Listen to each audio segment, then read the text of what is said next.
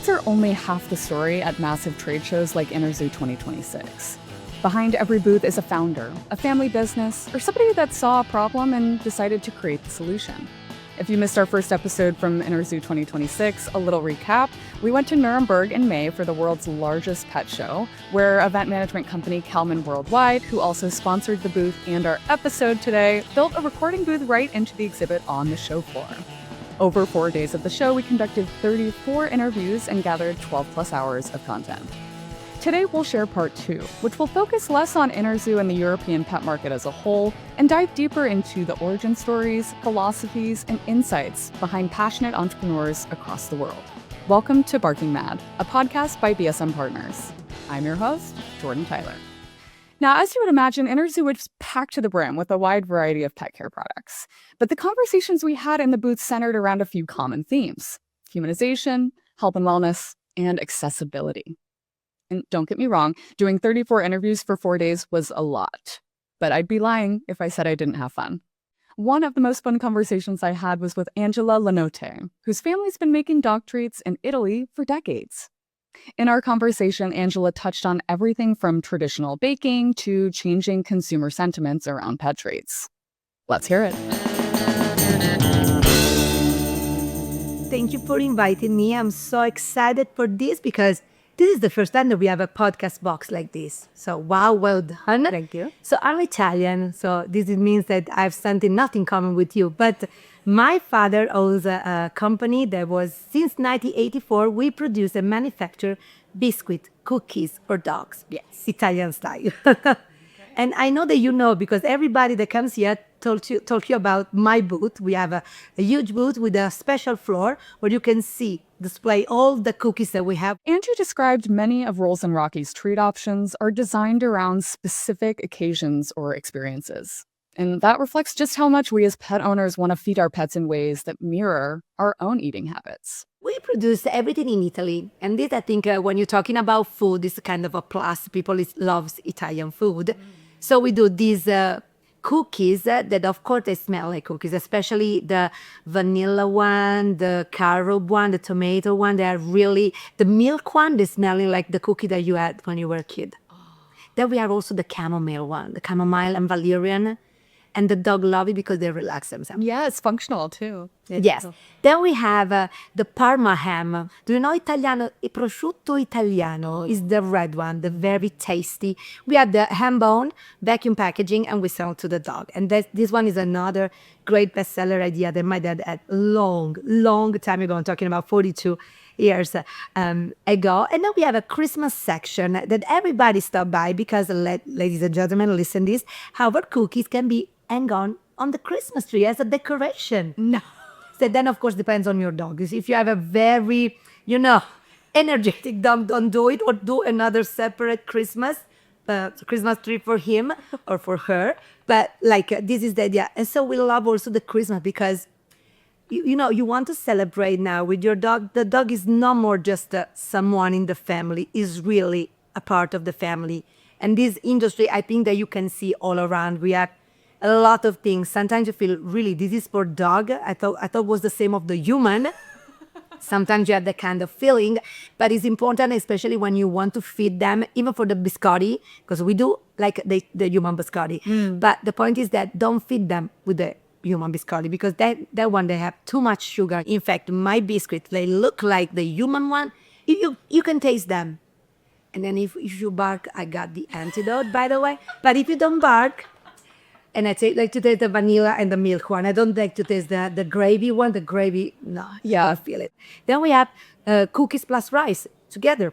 And then we have the fruit collection. And fruit goes from the apple, that is the best seller, but we have also the banana. We have the kiwi. We have the pineapple, the kiwi, and the berries. The berries, they taste so amazing. When we produce that one in the factory, you smell like because don't forget, we are the kingdom of this. When they have the day that they do vanilla, everything tastes vanilla. Or the berries, everything tastes berries. When they do gravy, don't go. Stay home. The day is smart working for me. So we have specialized items. And now we have the line, good morning, good night. Milk in the morning, chamomile and valerian for the night. So you have really the full day. Can you smell it? It's humanization, one of the dominant themes at this year's show and really across the global pet care market. But where is the line between treating pets like family and treating them like the unique animals that they are? Angie had a few thoughts. The humanization of the dogs versus kids is all over the globe right now. And I'm fine with that. But sometimes we also to remind that it's not because we are vegan that, of course, the dog is vegan. The dog doesn't born vegan. Yeah. Like the dog, and by the way, if we have to be really correct and sincere, my real customer is the dog. Of course, in the middle, there is a person, a human being. And I'm fine to satisfy also the person. The point is that if the dog can choose, he will choose by the nose. So if you love my product, and you have to stay at my booth for a couple of minutes just to understand that when the dog pass by, they really jump in the booth because we have this glass ceiling window, the glass floor window, and of course they feel the smell more than us. So they really go on the window with the paws, try to exactly, but it's a window, so they can't scratch nothing, but they feel the smell and they stay there. So it means that my product works because the dog feel the smell. They don't see the color. Yeah. We are colored big sweet. That they don't care. It's pink, it's blue, it's yellow. They don't know. They just want to feel something that for them tastes good. I have these small cookies. They like a mini heart shape. Yeah. And after a Super Zoo event, I decided to change the color. And we had, of course, the color, the same that you have on your birthday cake. Pink, blue, of course, that color doesn't exist in nature, by the way. My friend called me and said, "Hey, Ange, my love, we have to do the gender reveal for dogs." And I was like, what? And which color do you want? What do you think? Should we do like blue and pink only or multicolor? And I was like, honey, you know what? I'm not sure, but probably your dog is going to have 6 babies, probably 5, at least 3 for sure. And probably they're going to be 1 baby boy, 1 baby, I don't know. I'm not an expert in this field, you know. You want to do the selection, but like if you pick blue, pick pink. I pick the blue because I bring home the baby boy with me. That makes sense. So let's do the multicolor. Multicolor is more, universal love, unicorn section, rainbow, whatever. And I was laughing so much.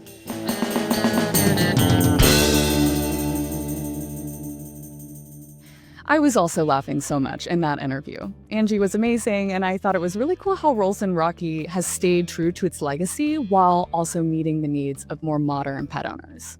Continuing along the lines of humanization, the pet food landscape has changed dramatically over the last decade as we seek to feed our pets more like we feed ourselves. We've seen an influx of new formats to the market. But the issue with a lot of these formats is they aren't as convenient as something that can sit on a shelf for months on end. It takes pet owners more consideration and planning to feed these formats, which has become a point of frustration, particularly for people that are living in small apartments or flats.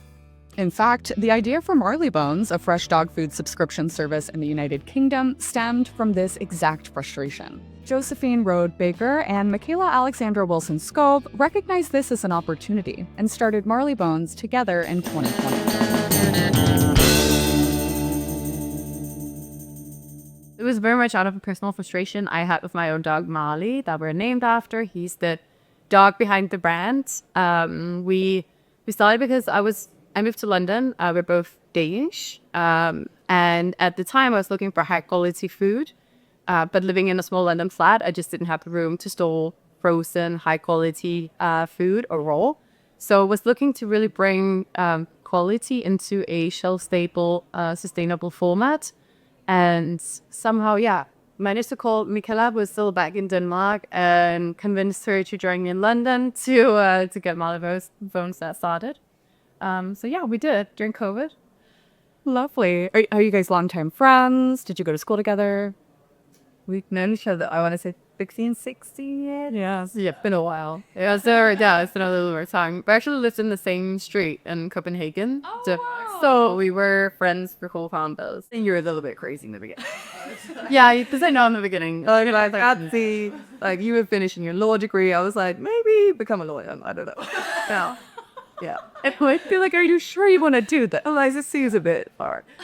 a few people that thought it was a really bad idea at the time, but no, I mean, genuinely love Marley and wanted the best for him, but also wanted something that was convenient for myself. So bringing quality and convenience together felt like a really good option. And then and I think for me as well, what really, I mean, you are a very persuasive person. But really, back to your point on the gap in the market, I thought it was so unique that there's all these high quality options, but they're just not convenient for especially the urban millennial that don't have, an extra freezer for their dog food, or don't have the space or on the go. And really that modern pet parent where the dog is part of their everyday life, and there just wasn't that convenient solution for them. I thought that was a problem that we really had to solve. We try to bring in quality and convenience throughout both our food but also our complete service. So we tailor your dog's meal or health plan. So we both have food, treats, and supplements. Everything gets delivered to your door, and you just have to fill in like a quick 2-minute quiz, and then we get meal delivered to your door. So everything we do is about high quality, convenience, and ease. Yeah. Fabulous. What is the quiz kind of like? Like, what are some of the questions? It's everything from like age, activity levels, body type. Don't judge, but everything that goes into it's building out a plan. So it's and then we also look at sort of, does your dog already have any health concerns that we can help? We're very also going to sort of look at what's where when it's not reactive, but proactive. Exactly, proactive. I really think personalization is what we at least are hyper focused on. Anything that we can do to ensure that that our customers feel heard and valued and feel like we can provide the absolute best health plan. So everything from food to supplements to treats, ensuring that they are getting that all in one health service from us, which also includes things like an online vet service. So that's included in our subscription as well, which just provides that extra help and reassurance from that expert. This is not about like, here's a whole portfolio, take whatever you want. It's really giving that personalized advice, like this is what your dog at your age or breed really needs, and hoping to be that sounding board for our customers. Totally. Are there any trends in the industry that you guys think are totally overhyped and we should just put them in a closet and shut the door forever? I think treats that are claiming to be like fresh breath or anything that's like claiming to be functional but really there aren't enough in there to actually provide that functionality that is claimed front of hack. I find that a little bit annoying. So we very intentionally separate our supplements. That includes functional ingredients from our treats that are training treats, high quality meat, and some veg, that sort of thing. But I think separating the two is quite important to not confuse consumers and think they're buying something that's functional, when it actually isn't. Transparency is becoming more and more important to the people that buy pet food. And Josephine and Michaela believe that younger pet owners are driving this in the UK. I think they're driving a lot of the premiumization. So they're really scrutinizing the label. They're understanding more. They are also a bigger part of increasingly, I think every year pets become a bigger part of the family. They went from like household pets to like actual like fur baby. My baby.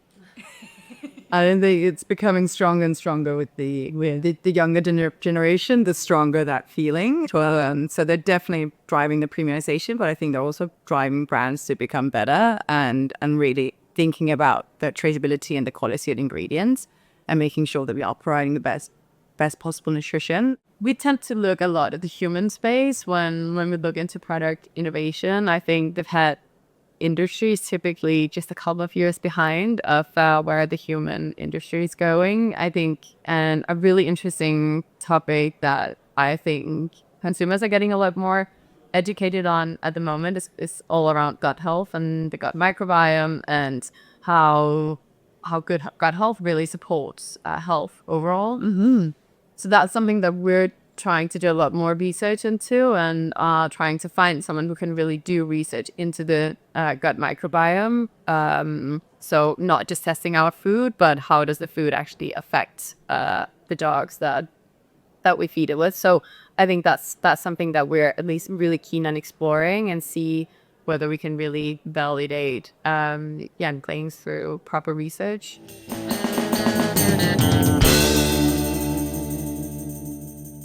You know we love data, so we'll definitely keep you posted about any future feeding studies or clinical trials at Marleybones. In the meantime, let's move to our next founder, a scientist who's going all in on helping dogs live better for longer.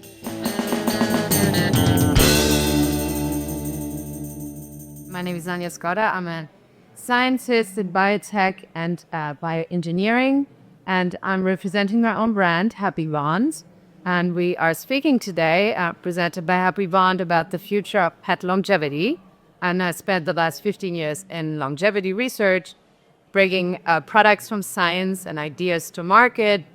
And I'm kind of excited to help consumers to enter products or seize products that are science-based and now make them simple to use them for your everyday life, and especially for your pets. I started the brand because of my bulldog, Tony, who was skateboarding. He wasn't very passionate about other things, but skateboarding. And he had arthritis in his shoulder and wasn't allowed to skateboard. My research is in tissue engineering, specifically rheumatoid arthritis. So I could use a supplement that I already used for my dressage horses on Tony. And he was back in a week. And that kind of started the progress of, okay, I think I'm going to bring this to the market. And we now hold 2 US patents on that formulation. Launched it in the US, in Germany as well. Had some celebrity partnerships attached to that product. But getting into the pet industry, I really wanted to do more. And I feel nutrition is kind of the main thing that we can influence pets' life and longevity and aging. So we also developed the first shelf-stable fresh dog food that is very convenient and transparently packaged in a glass jar. Sustainable, reusable, and we just heard transparency is important. We really just use 10 whole food ingredients, no synthetic vitamins or minerals, still complete and balanced for AFCO guidelines, and it has a shelf life of over 3 years with no preservatives. So that's kind of what I wanted to give to pet parents, the conveniency, but also still feeding your dog fresh and healthy food to make them live longer and better. Not just longer, but maybe better in those years.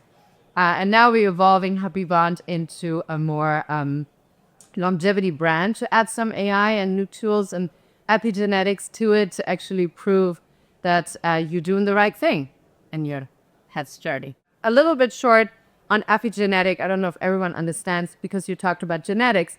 So I always see that, if you want to explain it in layman terms and music, your genetics, basically the piano you've been given, if it's a Steinway or a Yamaha, you don't know, but that's what you have. And the epigenetic is really how you play the music. Yes. And you can change that. Obviously, you can train, it can be better. Everything can be adjusted, but you need to be, and training is a good part, you need to be consistent and do the right things. And epigenetic influence is influenced by lifestyle, nutrition, movement, and environment, obviously. Mm-hmm. Yeah. So we can change that. And in the human space, there's been a lot of research done to epigenetic clocks.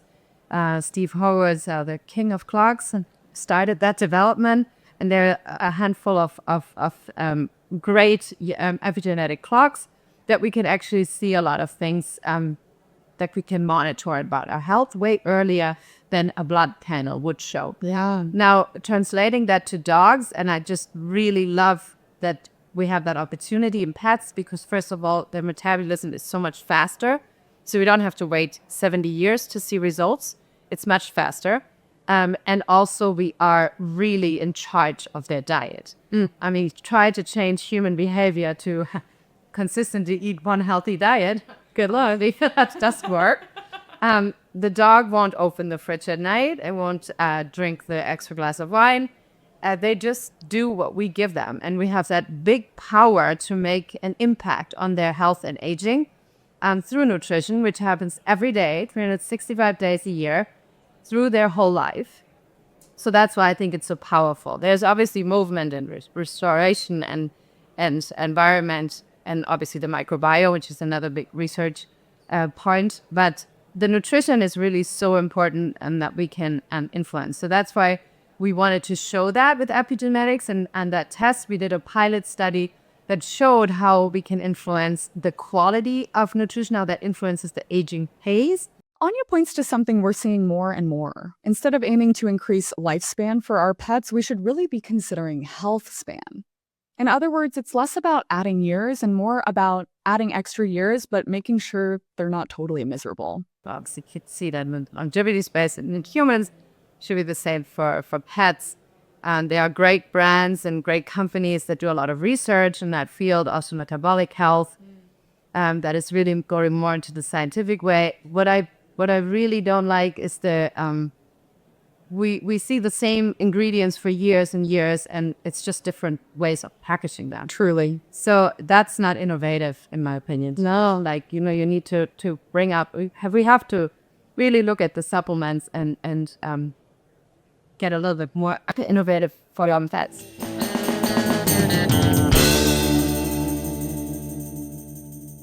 Another area of the pet care realm that's rapidly evolving is veterinary care. Widespread consolidation, private investment, and higher prices are making it challenging for some pet owners to access affordable, reliable veterinary care.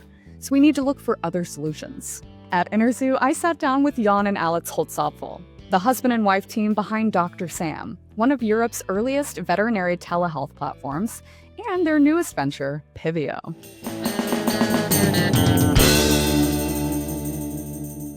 Yeah, I'm Jan, and I started my first company, Dr. Sam, like 8-9 years ago already. I have an economics background, so I'm in this industry for 10 years now, but before that worked for big corporates and did other amazing stuff, and I'm super happy to be in the industry now and help people all over the place. Yay! Yours. Yeah, and I'm his wife, Alice, since 16 years now, much longer. Wow. And I'm a vet more than 20 years, and we founded together in 2018 Dr. Sam, the online vets. So we have been the first in Europe to do telehealth and vet consultations via video call, chat, or phone, and that's what I'm mainly doing. Yeah. Like many founders in the pet world, Dr. Sam was born out of personal experience. Yeah, the truth was that my husband was complaining that I had no more time for the family because I have so many friends and they all have pets, and I need to have everybody. Yeah, but that's why I'm a vet also. And I had so many videos and chats on my phone, always, okay, I need to know something. And then he says, sorry, hello, you have a family also. And and this idea grows doing something different. And when we thought, okay, and human is already working telemedicine, so I cannot we do something like that. And that's how the idea came off and how it all began. Yeah. So it was very personal.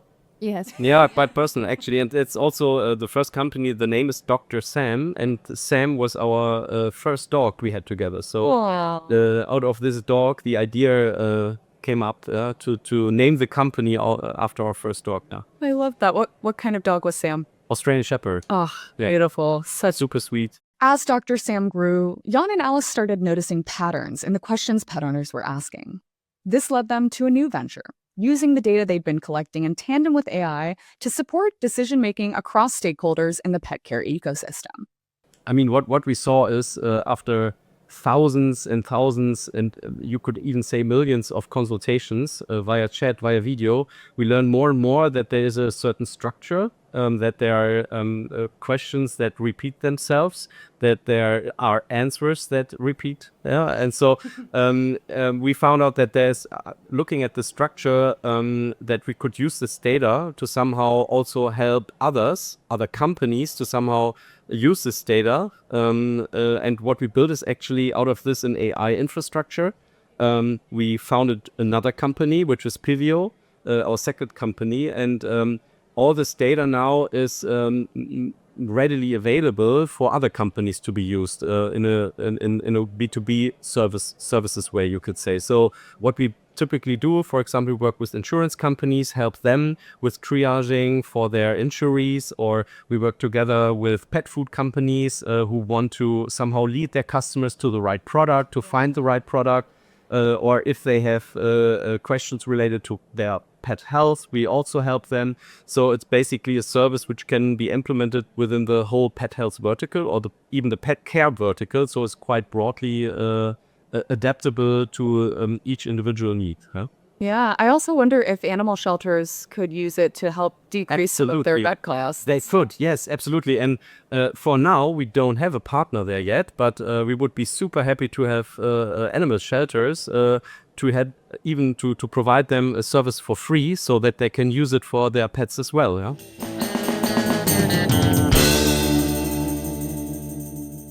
You've heard us talk about it before, but the pet industry is full of imitation.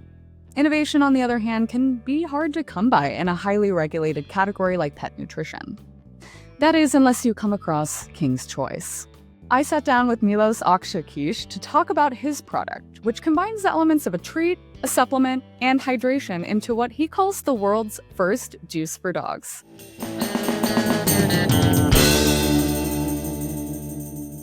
I'm Milos. I'm the head of sales of King Choice. We're the producers of the first dog juice in the world. I would love to tell you a short story of how this idea came to be. So it really comes, like many other genius ideas, right? It came from a leisure time, from a moment of leisure.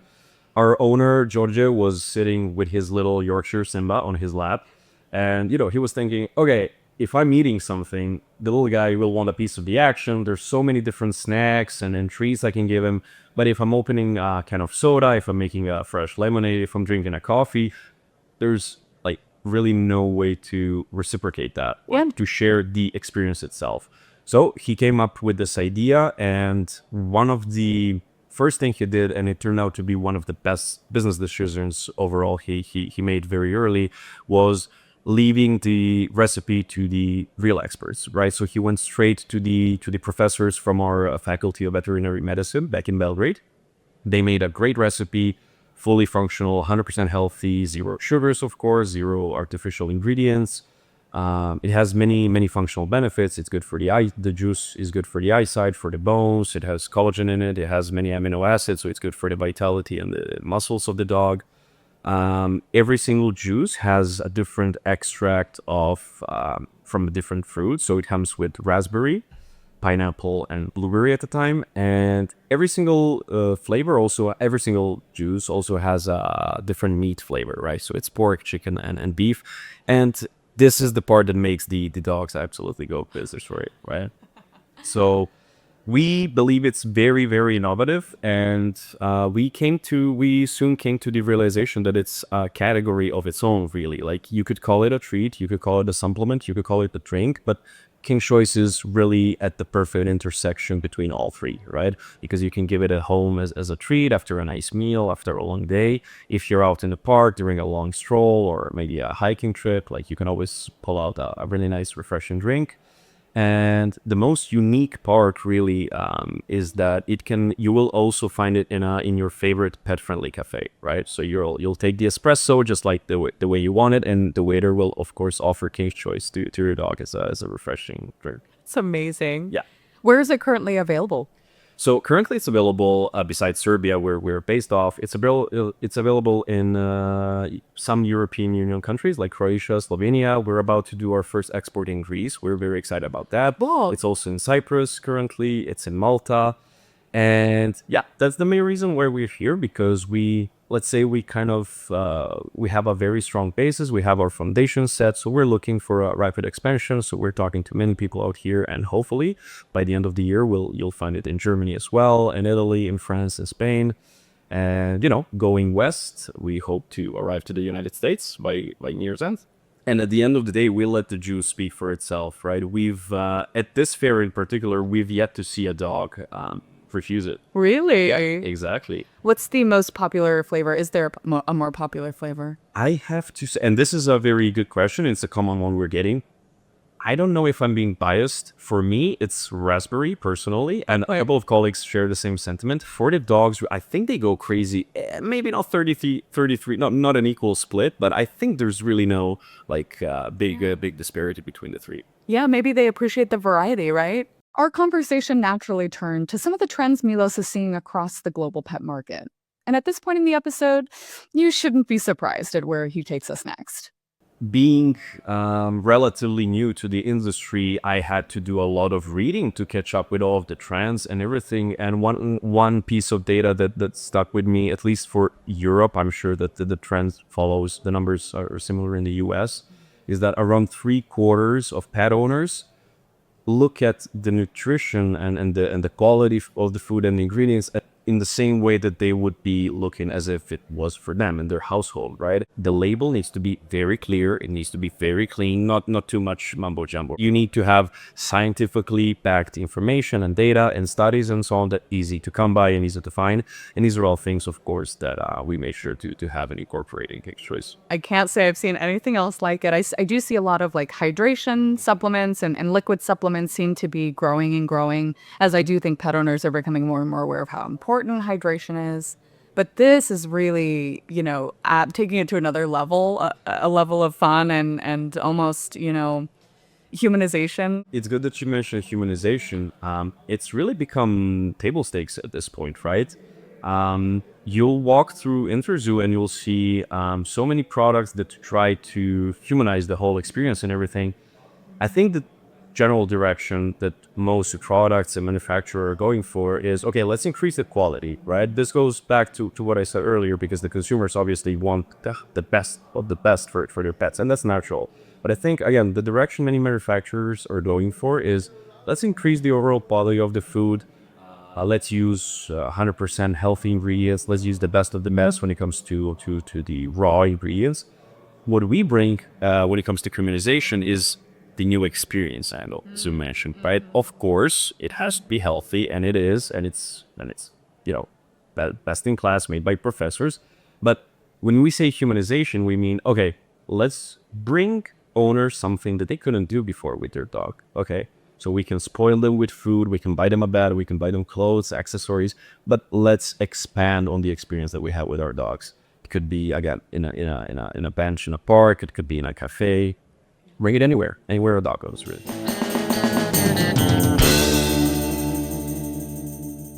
While some brands focus on a single category, like dog juice, others operate across multiple aspects of pet care. Kika Group in Lithuania is a great example. I had the pleasure of meeting Paulius Osmanas at Interzoo, and the story he told me about his family's company spanned retail, grooming, breeding, manufacturing, nutrition. Probably the better question to ask was, what don't you guys do?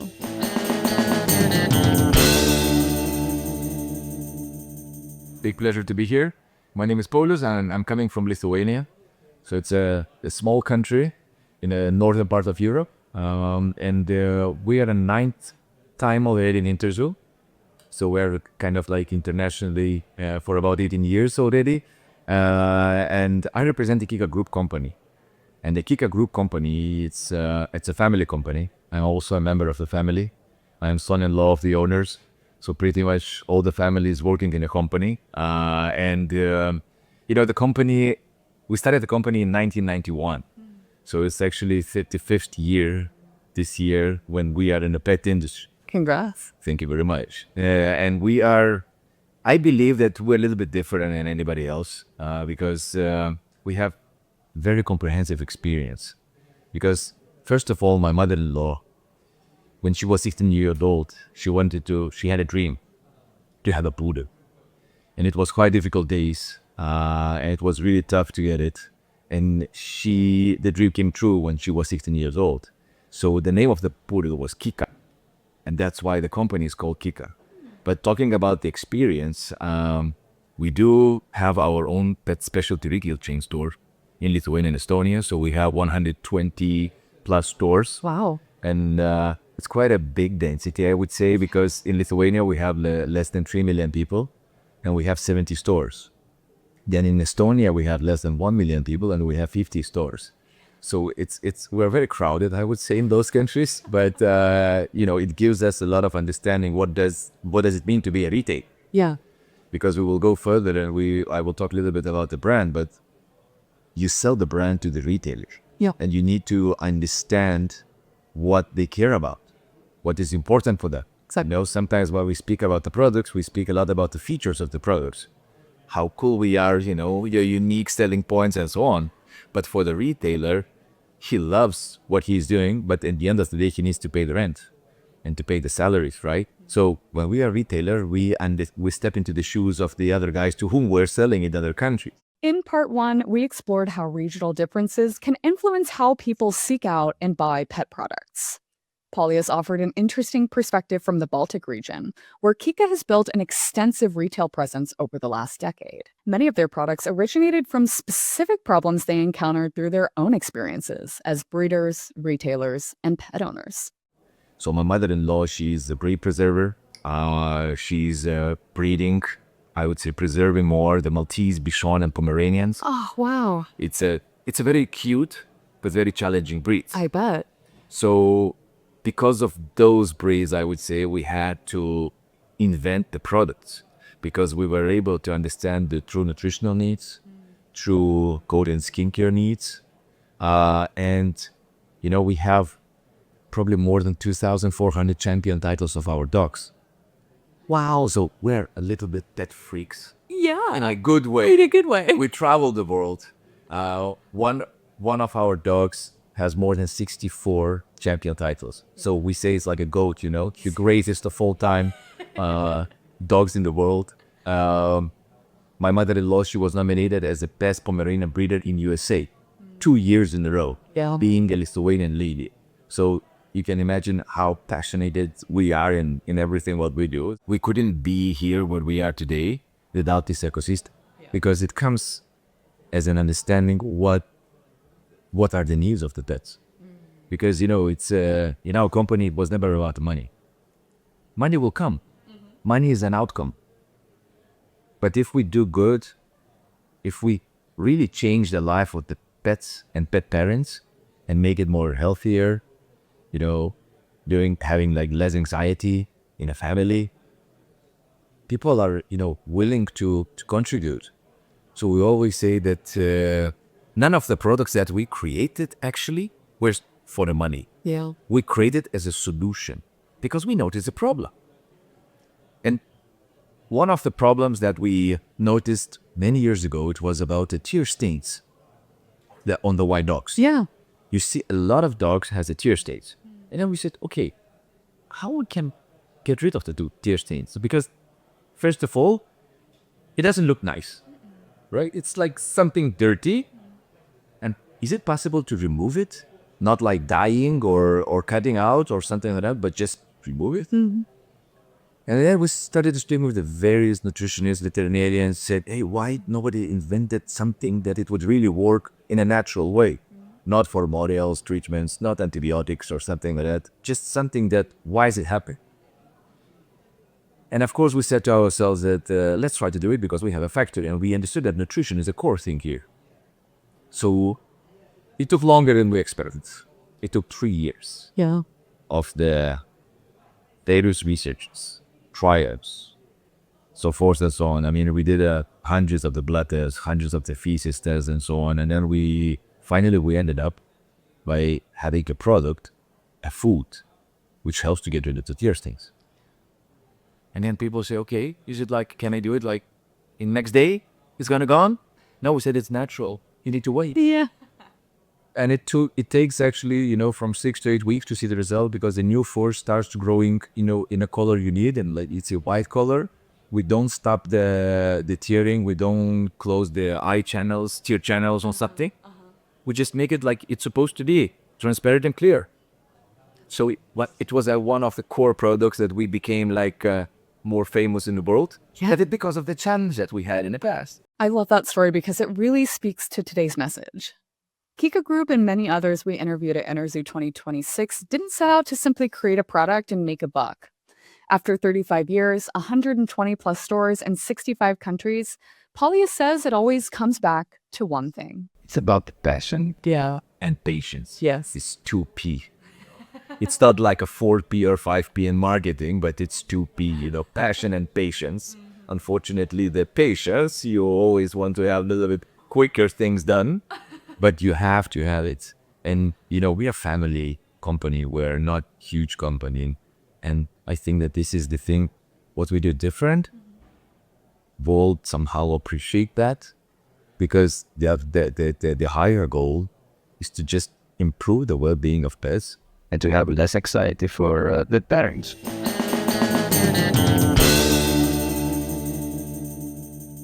So, there you have a glimpse into the minds behind some truly passionate founders in pet care across Europe. They may be taking different approaches, but the common denominator will always be improving the lives of pets and their people. Whether through new services, new technologies, or completely new categories, each of these entrepreneurs is working to solve a real problem we're facing as pet owners. And hearing and seeing some of that passion firsthand was definitely a highlight of the show. A huge thank you again to Angela, Josephine and Michaela, Anja, Dr. Jan and Alice, Milos and Paulius for sharing their time and insights with us today. We'd also like to thank our dedicated team, Jacob Parker, Katie Wolf, Neely Bowden, Admiette Thomas, and Anna Guilfoyle. A special shout out to David Perez for our original music and the intro and outro. See you next time!